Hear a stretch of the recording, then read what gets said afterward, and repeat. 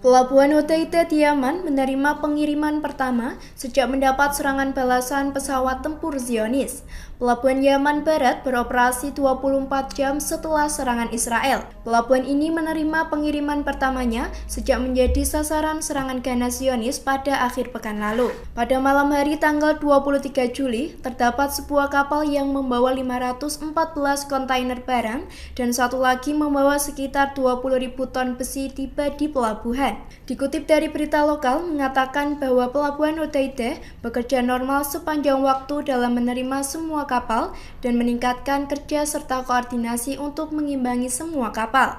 Serangan Israel itu merupakan respon terhadap serangan pesawat tak berawak Houthi Yaman di Tel Aviv pada 18 Juli 2024. Kebakaran yang berkobar di Pelabuhan Hodeida ini mengakibatkan kerusakan tangki penyimpanan minyak pada Selasa malam.